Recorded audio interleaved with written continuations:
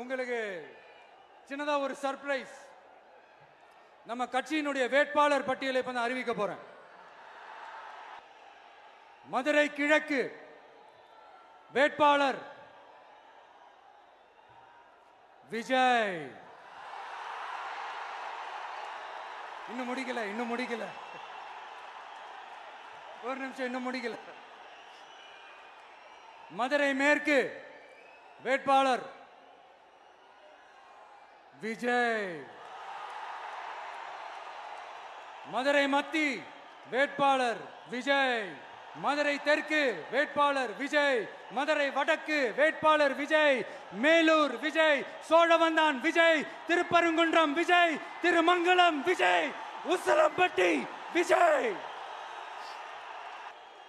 என்னடா எல்லா தொகுதியிலையும் ஒரே வேட்பாளர்னு பாக்குறீங்களா? 234 தொகுதியிலையும் இந்த விஜய் தான், அதாவது உங்க விஜய் தான் உங்க சின்னம். இன்னும் சிம்பிளா சொல்லணும்னா உங்க வீட்டில் இருக்கிற ஒருத்தர் தான் வேட்பாளரா நிக்க போறாங்க. அந்த வேட்பாளரும் நானும் வேறு வேறு இல்லை.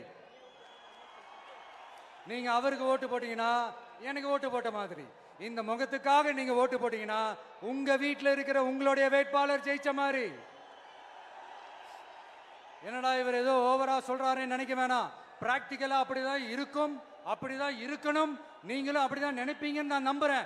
ஏன்னா இது நம்மளை விட நம்ம எதிரிங்களுக்கு இன்னும் நல்லாவே தெரியும். அதனால எல்லாம் இந்த அதிகார பலம் எல்லாத்தையும் தூக்கிட்டு வந்துருவாங்க. வரட்டும், பாத்துக்கலாம். TVK will take it, TVK will meet it, TVK will compete with it and TVK will conquer it. TVK will conquer it. இந்த நேரத்தில் நம்ம மனசுல இருக்கிறத மக்கள் கிட்ட சொல்லி ஆகணும். தூத்துக்குடி ஸ்னோலினோட அம்மா என்ன அவங்களோட தம்பி, இன்னும் அவங்க பொண்ணுக்கு நான் தாய் மாமன்னு சொன்னாங்க.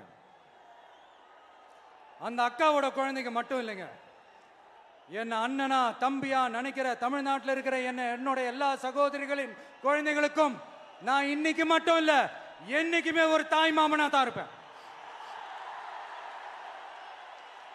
நீங்க எல்லாரும் என்னுடைய ரத்த உறவு, கூட பிறந்த பொறுப்பு.